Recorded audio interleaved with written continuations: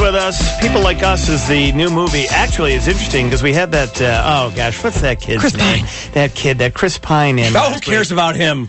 And, that poor kid. I mean, I don't know how a guy looks like that's going to make it in Hollywood. It's tough. Yeah, but he was... Character actor, I think, mainly stuff. You know, he'll be in the waiting room. It'll be Paul Giamatti, Chris Pine, always up for the same part. Philip Seymour Hoffman will come in. Oh, you two again. And this is interesting. Now, this movie, and Rich reviewed it. It was a very, very nice review, and we had the director in as well. Mm-hmm. And it's a fascinating piece of art right here. Actually, as it turns out, art. Fascinating piece of art. Take it. I'll go with that over movie because I just had to come up with a second reference. But it's a film. It's a film. Yeah.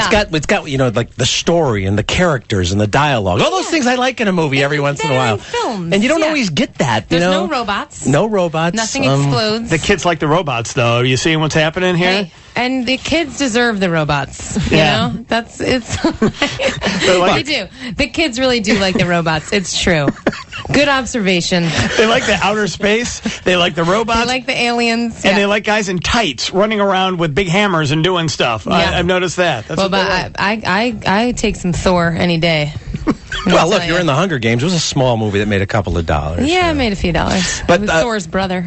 Yeah, that's right. Yeah, Thor's brother's in the movie. That's right. People Like Us, though, terrific film. Elizabeth, congratulations. Thank you. And it is refreshing, because I like the big cartoony movies, too, but it's great in the summertime to every once in a while get a story that is about actual people that you believe live in this world. We see a side of Los Angeles and scenes of Los Angeles that we don't often see. Maybe you can set it up a little bit and tell us about your character and what the film's about. Yeah, People Like Us, it's I play Frankie. She's a struggling working mom who is overcoming alcohol addiction. So it's a real fun time.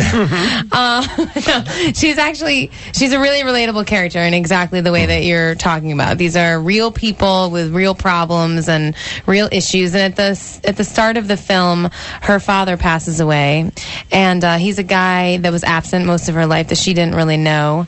And Chris Pine plays her long lost brother from the other family that the dad did hang out with. And it's about a brother and sister coming together over the loss of their father. And it's interesting for your character, too, because we see everything pretty much from Chris's character's point of view. We're in on things that your character's not in. You don't know that this guy who's come into your life, who seems to be really involved in your life, is actually your brother. So it's kind of a different kind of an acting challenge, because we in the audience are saying, when are you going to figure this out, or didn't you see that? What kind of a challenge is that for you as an actress to play that type of role where you don't really know the big MacGuffin in the room? Frankly, the not knowing is actually good, and it makes it easier because I don't have to play that because I don't know it. You're not concealing the secrets. I'm not hiding anything. I'm just sort of I'm going along blissfully ignorant and naive. But the hard part here is that it's Chris Pine. He's real handsome. He's real nice to me, and and I open my heart up to him, and just when it starts to get a little romantic and a little creepy weird, he tells me that he's my brother. So it's sort of it's a real betrayal. It's a real devastation for Frankie. Yeah, because that would be bad. Because the kids will come out with an arm coming out of their forehead or whatever happens there. That's the thing that gets everybody upset. That's right. In a situation like that. No one wants that. Now, Alex Kurtzman is the guy that directed this, and he wrote it. And this is sort of based on a similar series of events that happened in his life. Yeah, when he was 30 years old, he was at a party, and a woman came up to him and knocked, tap on the shoulder. Hey, what's up? I'm your sister that you didn't know about. Yeah. Crap happens. Yeah, crap happens. I mean, I think a lot of people can relate to broken families, daddy issues. There's a lot of daddy damage in this movie that we're dealing with. Ultimately, I think we all want to know that our daddy really loved us at the end of the day. And that is one of in Rose's case, knew his name. Yeah, something. A slight hint existed. Something. Yeah, that would be good. Yeah, we want to know those things. And, this movie is sort of about how that damage gets inflicted. But, your past doesn't have to be your future, people. Oh, like, true. You can get through it with grace and forgiveness in your heart and just move on forward.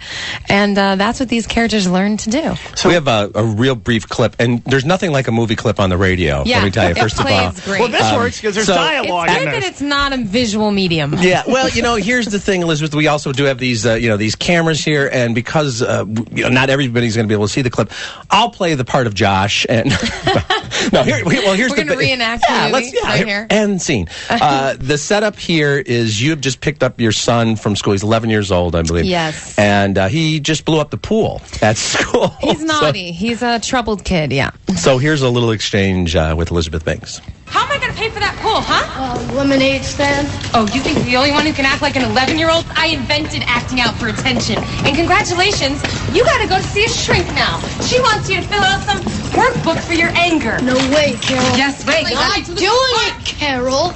Don't call me Carol. My name is not Carol. It's Mom for once in your life. No TV, no computer. That's child abuse. Yeah, well, I can't wait for you to tell your shrink about it. That's the moment. Then the TV goes down, and everyone applauds, and Jay says, "I really liked it. It was really a good story. It's a great movie, actually. Terrific work." That's a good Jay. Yeah, he loves it when I do it to him too. On Jay last night. Yeah. You were on last night talking about your favorite cookies too, I think. Yes, Girl Scout cookies. Mm-hmm. Well, I mean, seriously, it was a great revelation that Nestle Crunch is making freaking Girl Scout flavored Nestle. I didn't know Crunch that bars. until last night. Actually, I know. I'm here to tell you. Brand, this just in. Breaking news right here on the Big 89 You WLS, guys. celebrating our 89th year in the year. And finally, second only to the Hindenburg, which we broadcast live, Oh the Humanity, Nestle's Crunch cookie bars available from the girls. Second biggest story, I think, behind that. No question about it. Israel. Yes. So let's talk about the. Can I ask you about 30 Rock for a second here? I love that. Since we're right, we can just make the transition here. So you're dating Kim Jong Il. How's that going? No, I'm married to his son. I was technically the first lady of North Korea. How we dealt with that on 30 Rock was we just refused to believe that Kim Jong Il actually died. Well, listen, there was kind of an interesting thing that happened there. Yeah. Because, and I read about this, and tell me if it's wrong, because I read it in Entertainment Weekly. It could be wrong. Yeah. That you guys had started this arc, and the story arc about Kim Jong Il. Yeah. And then you were in production, obviously in advance of him dying. Then he dies. Yes. And so you had to make an adjustment in post production to some of the stuff that already existed. Is that right? They ultimately did. I mean, literally how they dealt with it was they just pretended that his death was fake. That's how. So that was the way that they got past the moment where he had died, and they had to get back into it. Did you see a body? Because I didn't see that. That's a very good I point. actually started to buy into it, and it's not as if 30 Rock has never gone just slightly off the rails of believability and plausibility. I don't know if you see the show, but they play with reality on that show. It's true. Yeah. He died. Look, to me, the funniest thing that happened when that all went down, if you can call the man's passing funny. I think a lot of people do. I think there's a lot of South Koreans that think it's particularly funny. It was really amazing to me that a bunch of Americans were more worried about a fictional character on a TV show, on a comedy, than about like the lives of North Koreans. And the future of our planet as it stands, and nuclear capabilities. All of that. Like, none of that mattered. It was like, oh my God, what are they going to do with Avery? What does this mean for Avery? That is really true. All right, stay right here. That's America. Stay right here. Hold on. We got 45 seconds. Because the most important thing we do on this program is traffic. All right, so Elizabeth Banks is here with us. And again, she's another case where I don't know if she's going to be able to get by in Hollywood with these looks. I just don't know. I just don't know if it's going to happen for you, because it's, beautiful and smart. And right now... This must be a very fun period of time for your career, right? Because it's like it's all coming in. There's television, there's great movie roles, there's all that stuff happening. First. Don't worry, it's coming. So, is this a moment where? How much pressure is there on you around this? I mean, I don't feel a lot of pressure. Because you hear actresses and actors complain about this moment. I don't know what to do. I don't know about that. That's not me. I mean, I think I'm just. I have a lovely life doing something that I love, and I get paid for it. So, and you guys know, it's like if you can find something fun that you like to do that gives you self-worth in your life, go do it, man. The money will follow. That was the advice I got from my mentor when I got out of college, was like, and I thought I should take a job and pay off my student loans. That seemed like the best idea at the time. And you went to Penn, right? I did. I went to Penn in Philly, and I had a lot of student loans. Ivy League school, and you came out cum laude, right? Yes. I mean, it has all of that, magna cum laude. And so I'm sure... What is that, a new car you get when you graduate? I'm a simple lad. I don't understand. The cum laude, I saw that on Mad Men. They're doing an ad campaign. This is the thing. I mean, when you come out, especially out of a school like that, there's pressure on you because probably half your class went to Wall Street, right? They did, and doing other law school and all that. Yeah, the whole artist mentality, it was like, I don't want to live on like the lower East Side and like do theater in somebody's basement and make $4 and eat a bagel a day, which is kind of what I did for a little bit.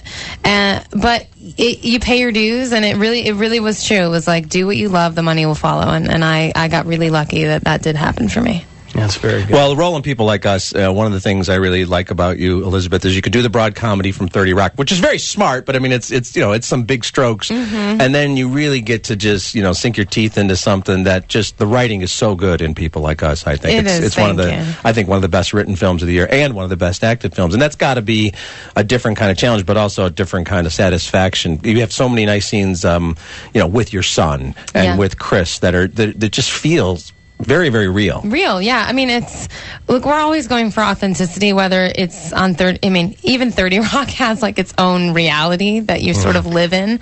It's not a real reality, but it is a reality. It's a constructed reality. That's right. It's a construction that they've created that we all like play a part in creating. That is true. In which Tracy Morgan makes sense. That's right. There's a reality in which the world in which Tracy Morgan, when he talks, people go, "Oh, I know exactly what he means." Yeah, exactly. Well, he's the only one playing a character who's actually less ridiculous than his real life persona, but that's a whole other topic. Yeah. Anyway, so it is all about authenticity, and this for sure, in terms of the writing, I recognize these people. I remember when I read it, going on the emotional roller coaster of this movie, and I just recognized everything. I thought, oh yeah, I know that person. Like, I see these people on a daily basis, and I want to tell a story that everyone can relate to. You guys had to know that. I mean, you're talking about a movie with Michelle Pfeiffer and Chris and Olivia Wilde and talented filmmakers, but it had to be a little bit of a heavy set because how do you just leave that behind? Because there's so many scenes there that are like, hit you right in the gut. Yeah, it's a tough one. You have good days and bad days. I mean, I knew when I signed on that it was going to be really hard, that there will be dark days, if you will. And it is difficult. You do kind of, I stew in it anyway. I have a hard time totally leaving it. It just sort of, it creates like an aura around me of like bad energy. But you shake it off. And we had great days. I mean, there's a beautiful scene. We drove up the coast in an amazing, classic convertible, and we had a ball. And we didn't have the cameras in the car with us for most of the time, so we were just messing around and doing whatever we wanted and having a ball. So it's a good balance. It's a terrific film. All right. Well, thank you very much for being here. We appreciate it. Thanks for having me. And Elizabeth will be on Windy City Live tomorrow as well. Yes, Windy City Stop Live. stalking her. I should point that out. Wednesday a.m. We're going to get reunited. Yes, you and I will be reunited tomorrow on television, and then the restraining orders are just going to. Then they will be in full effect. The world will see our love. If people want to go see this, people like us, Richard is highly recommending. June 29th is the big open. Right? Thank you. Yes. Thanks very much. Thanks for being with us.